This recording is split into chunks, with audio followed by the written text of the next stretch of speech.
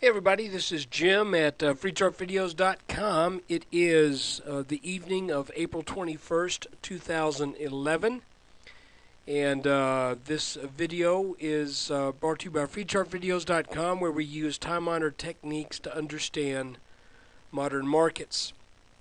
This video is for educational purposes only, and it is not intended to be used as any form of investment advice. I can draw lines on charts, but you have to draw your own conclusions from your own due diligence and make investment decisions that are suitable for your financial situation. I'm not a licensed professional, just a guy that draws lines on charts.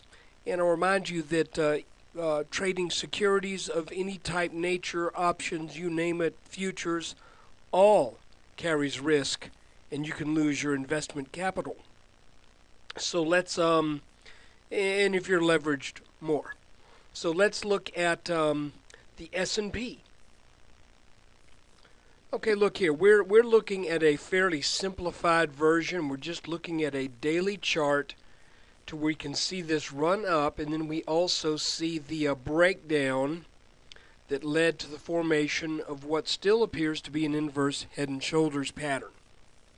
You can see the last 3 days have been have gapped and led up, and today we closed very near the day's highs, and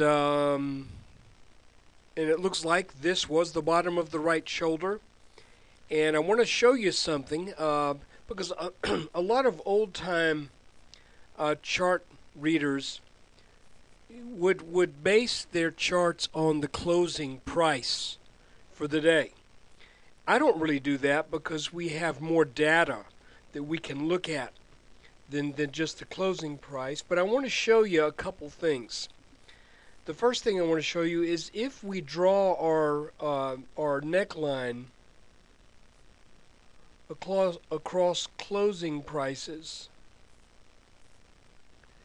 you can see that that we ended the day right at that neckline, because I'm going with this close here in I guess that's very early March, and I'm going with this close right here back in the what appears to be the first week of April.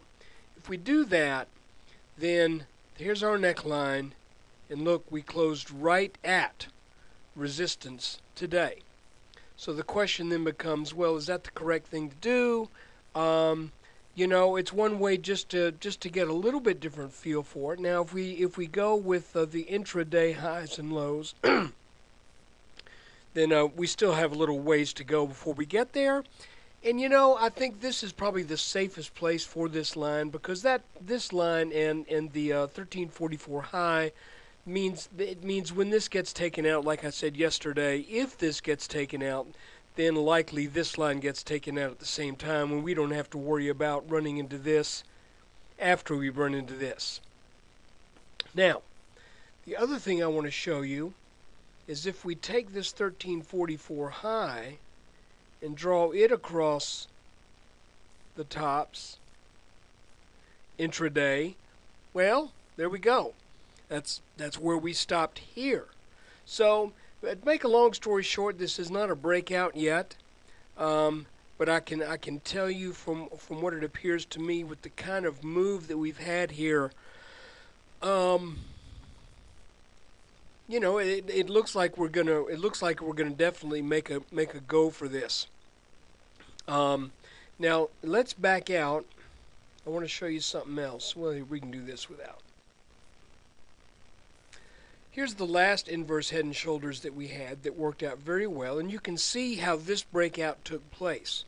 It came up to that line, traded around it for a few days, and then broke out strongly, then pulled back, got a little bit underneath it, came back, wiggled around for a week and a half, then started to move up.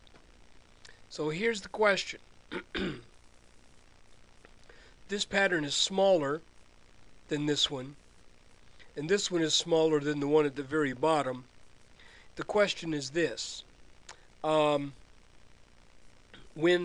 if we get this breakout, are we going to do the same kind of thing here where we kind of hang around this line for a little while, take it out, then pull back, hang around a little bit, and then go up?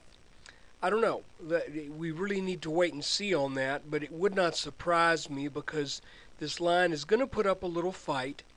And then when it breaks out, it's going to require a back test or two while the market just has its way of solidifying the validity of that move. So if we get this breakout again, I am looking for a move to the minimum here of 1420s, call it 1420 to 1425.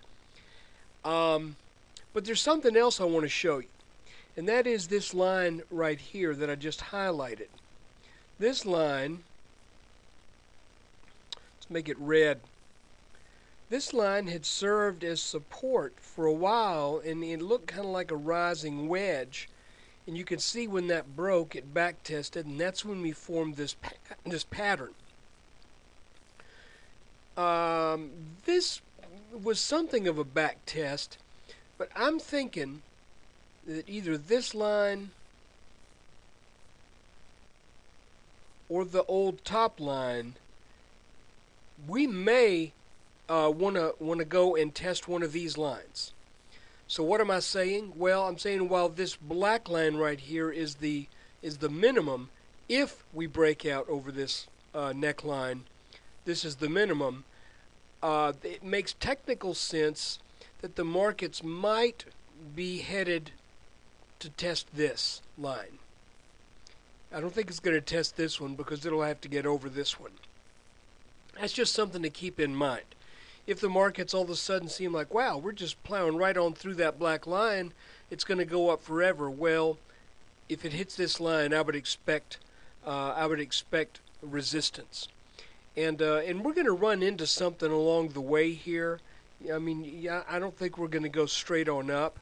We'll go up a bit, then we'll pull back, and we never know the exact path.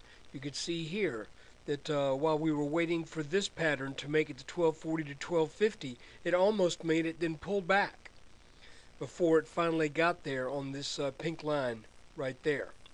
So anyway, that is the S&P 500 update. I hope you've gotten something out of that. I hope you've gotten something out of all the videos that I've been doing.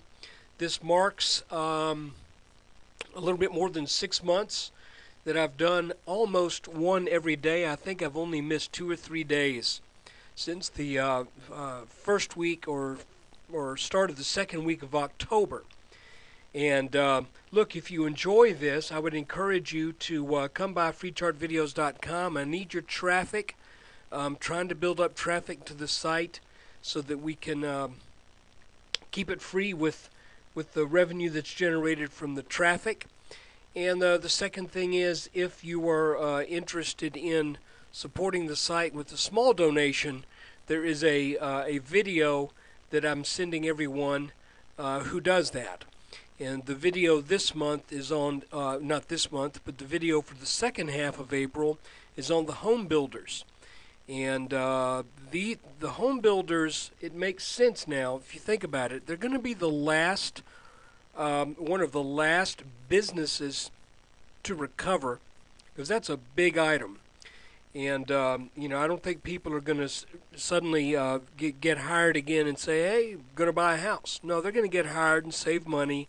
It's going to take a little while for the home builders to recover. But a lot of the charts of the home builders stocks show that they really have not made a substantial recovery yet. They're off the panic bottoms, but a couple of them in particular are looking like they're forming large inverse head and shoulders patterns that have not broken out yet. So I'm looking at the home builders as maybe one of the last sectors that makes sense. Anyway, a donation to the site and you get that video. Take care. There will be another video on Monday. Keep in mind, tomorrow is Good Friday, so the markets are closed as they should be. So take time off, do something with your family, and I'll have another video for you on Monday after the close.